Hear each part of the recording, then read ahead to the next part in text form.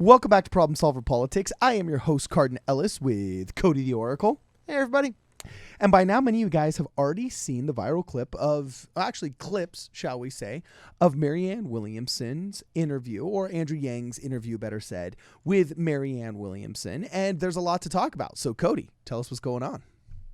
Well, yeah. So I think this was a couple days ago, 21st, 2 days ago. Marianne did a sit down with Andrew Yang, and not only the thing, it's a very interesting title of the video. Marianne Williamson, of course, who ran for president as well in 2020.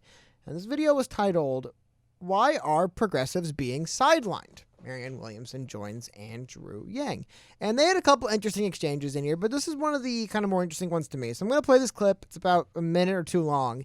And I thought it'd be interesting to talk a little bit about kind of the, I don't know if controversy is the way, but this is definitely a kind of divide that we've been seeing in the, I don't say Yang gang so much, but just as we're getting closer to election season and as people who supported candidates that weren't Joe Biden are now looking at the candidates they supported supporting Joe Biden, kind of some of the things. So anyway, I'm going to play this clip really quickly. It's about a minute long with Marianne and Andrew Yang. All right, cut 1, 2, 3, and...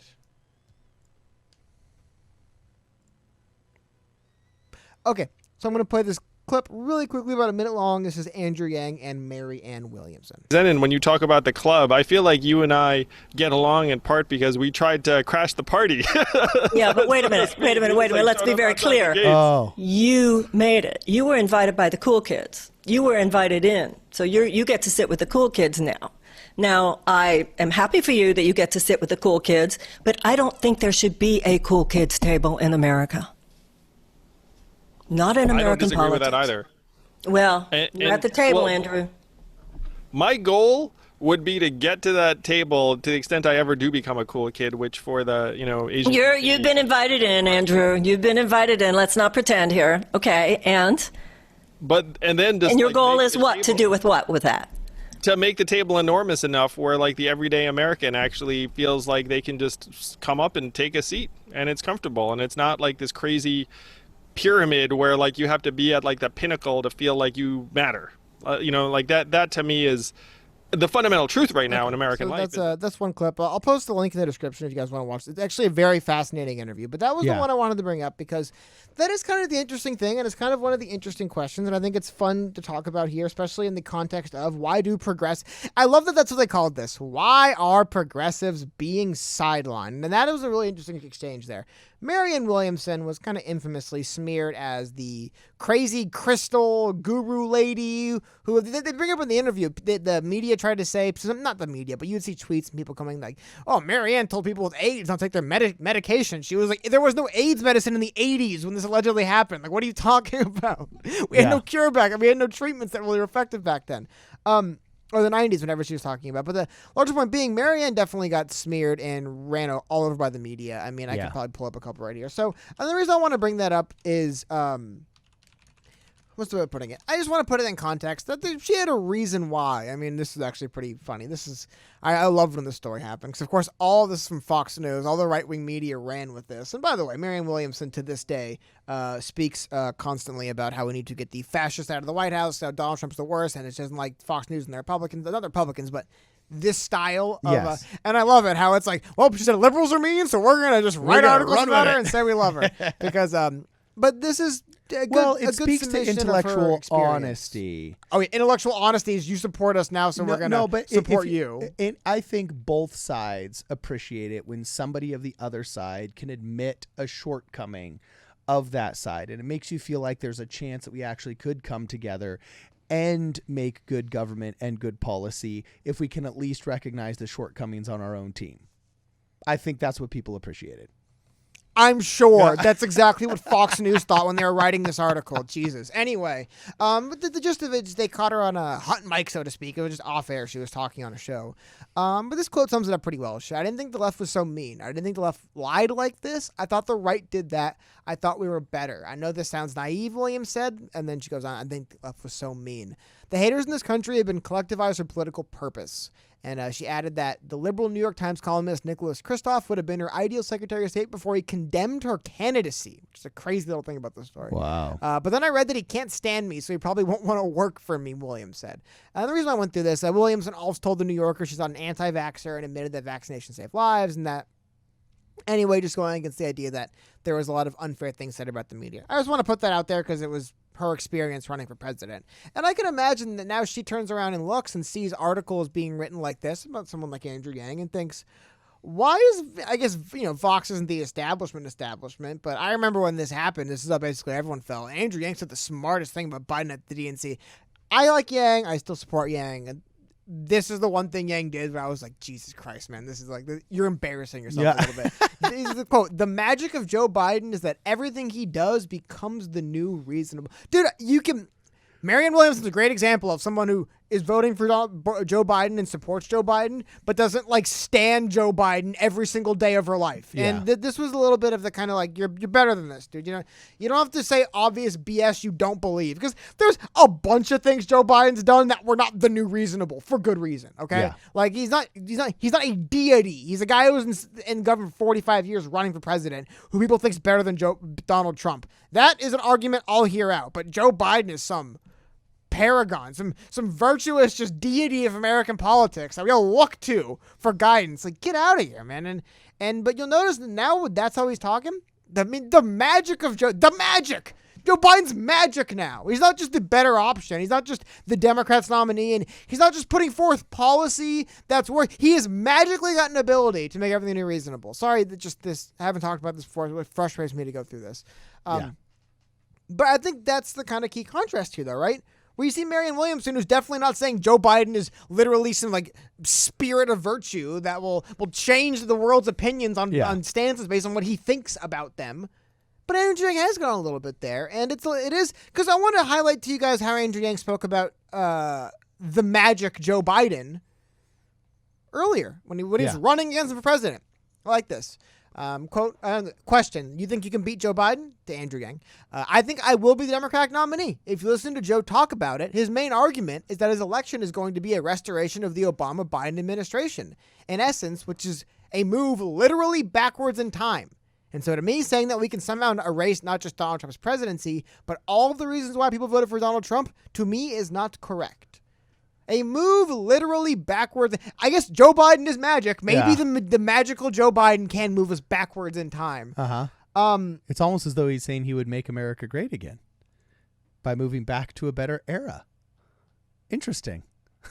Every single president who's ran for president has basically ran on some version of element make America great. Yes, exactly. I agree. You can place all the words, but let's do the things and make them better. It's yes, you can restructure that a million different ways. One of them is that. Yeah. But it is just really interesting because we did hear a slightly different tone from Andrew when he initially dropped out. This is article from Politico here when Andrew Yang first dropped out.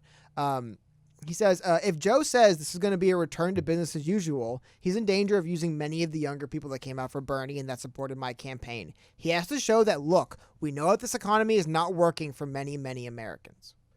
Well, apparently now he doesn't because he's magic and he can just say whatever he wants to make it reasonable. Not in jest, obviously, but it was a difference, right? You could see over time this softening. And speaking of CNN, right? Do you remember when Andrew Yang basically got screwed by the media for a while? Remember when CNN was doing stuff like this? Quaint time. This was August 27th, 2019.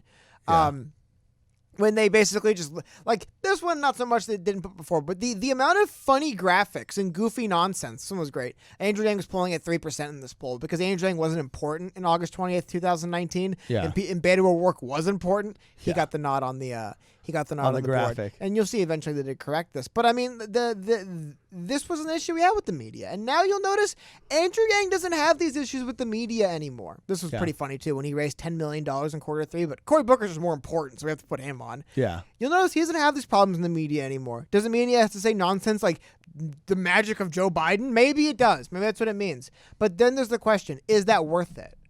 And I think that's what Marianne was kind of trying to get to him. Look, Andrew, you've done it. You've gotten in. Today we did a video. Andrew Yang is now officially part of the Biden transition team, the campaign team. Yeah.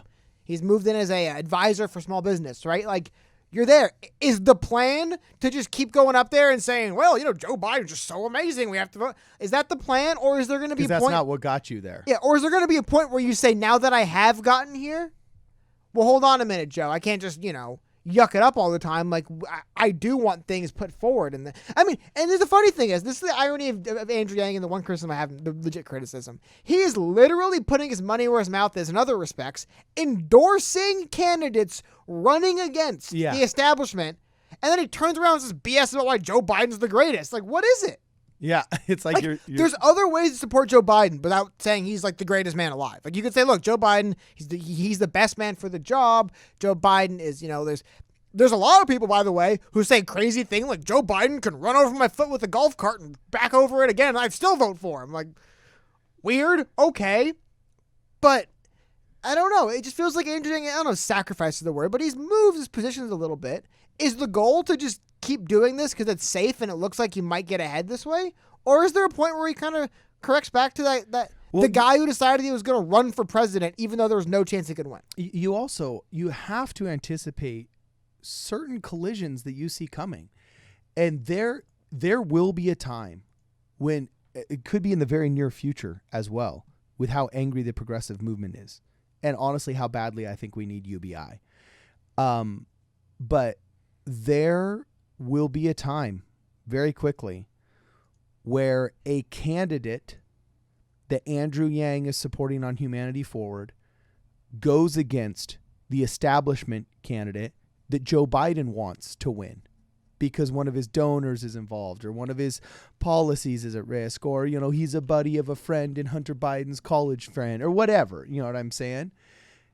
That will happen.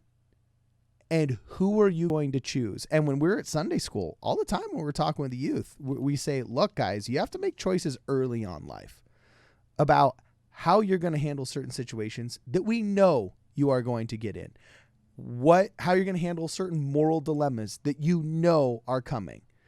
And you really have to sit down and think how you're going to want to handle these things, certain aspects of them ahead of time, and certain things you will and won't do in your life so you can live with yourself.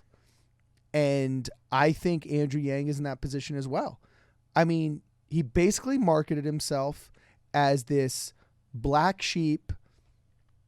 I don't want to say progressive. Progressives loved him, but, he wasn't some, Medicare for all revolutionary. But he was more than willing to adopt the title progressive when people wanted to give it to him, even though I don't think progressive completely suits his candidacy. And those are the people that pushed for him. Those are the people that donated to him. Those are the people that volunteered for him. Those are the people that put their blood, sweat, and tears and their semi-trucks with his name on the side and everything into him. And they're kind of saying, what are you going to do? Like, what are you going to do for us now? Because we kind of got you there. And I think Marianne's opinion and approach to his interview is an opinion that's shared by more people than Andrew Yang realizes. And he needs to think. He needs to think what he's going to do. What he's going to do when that real decision between establishment and progressive comes along, who he's going to back. Because I got to tell you, I don't think the establishment is interested in pushing him very far. They've got so many bullets in their magazine already. They got so many, rounds in that chamber ready to go. They've got a bench already deep enough. He's 10th string. So, I don't know. I think he's got a lot of thinking to do. Where do I go wrong?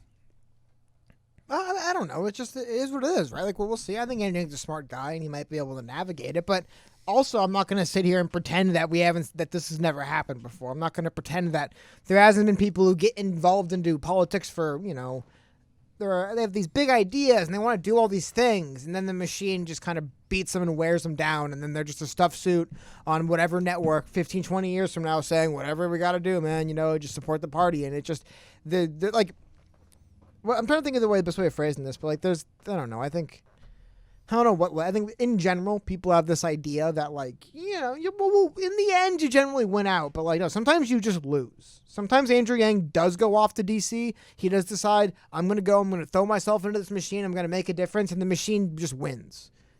You just become part of it. Yeah. They string you along long enough. He It's himself enough. said it. It's enough next election. It's enough. Hey, just do. It's enough. Just do this, and a lot of people, by the way, get turned out of the system for that reason and say, I can't do this anymore. But I don't know. It was interesting to see Marianne Williamson confront Andrew Yang that way on it, because it was an interesting discussion people have been having for a while, right? Of like, why are you, I won't say sucking up to these people, but I mean, like, come on. He's talking very differently about certain things that it comes to, mostly like not even important things, just things that would upset people. He's not saying so much, and he's being very complimentary to people, like he's another person trying to get a spot. But again, I mean, we're going to talk about a previous video. There's 8 years of Obama people that are probably going to jump in line in front of him. Yeah. And I don't know, at what point do you just start snapping around? Because even Bernie Sanders has came out recently and said the Democratic Party needs to do more. The Joe Biden can't be like, he has to do more to attract these different voters. He can't do the thing he's doing. Andrew Yang does feel a bit more kind of, he's just, Joe Biden's great. Joe Biden's awesome. And again, I want to, make it known that the quote I was kind of hammering him for about how Joe Biden is magic. I do believe he literally said that at the DNC, making his plea for why you should vote for Joe Biden. Full disclosure. Yeah. Still, though, it's just... Marianne even addressed this right here. And the end of the quote, he goes on to this. He said, if he comes with an ambitious template to address climate change, all of the sudden, everyone is going to follow his lead. Dude, what? If that's what Andrew Yang believes, if Andrew Yang truly believes that everybody follows Joe Biden's lead on everything, which honestly, I can't say I fault him too much, because Joe Biden is like the change nothing person and nothing ever changes. So maybe in that sense, the new reasonable as far as like, I'm not going to do that. He's an anti-candidate. Like Joe Biden doesn't stand for anything other than just not being Trump. And the way his candidacy hides in the basement, and I think that's a good strategy, though. Let the media keep attacking Trump and let people think Trump sucks. Just kind of be in the limelight as little as possible so everybody can just superimpose onto you those pleasant memories of the Obama administration. I think he's playing it exactly how he should. This is hilarious, dude. Sorry. These hit it. BS they put in these articles. Love this. They talk about how shockingly ambitious he's proposing a significant expansion of government health care that includes a public option. Dude, during the primary, it was abolish public health care. Yeah. Now, abolish private health care. Now, expanding it and including a public option is shockingly ambitious. Wow. The Overton window moved really far away from the left, didn't it? According to Vox here. Like, that's crazy, man. People were on debate stages saying, I support abolishing private health care. And now it's including a public option, some shockingly ambitious move. This spineless, whatever I gotta say, media nonsense, I do have to admit, I don't want to see Andrew Yang drifting over to. Even though the sad truth of it is, people wouldn't do this if it didn't get you ahead. Yeah. They wouldn't do it because they like it. Yeah. There's probably a reason. There's probably a good reason. So it's kind of it's a messy world, and sometimes you got to get messy in order to clean it up. I really don't know exactly where that line is, and it's easy to armchair quarterback. I see certain things coming down the road that I really think Andrew Yang needs to consider ahead of time, so he doesn't botch it and then have to deal with hindsight being 2020. So anyway, let us know what you guys think in the comments below. If you like this video, make sure you please smash the like button. If you disliked it, if you disagreed with anything we said, make sure you give us a dislike. And more than anything, let's just keep the conversation going. This is Problem Solver Politics. We will see you guys in the next video.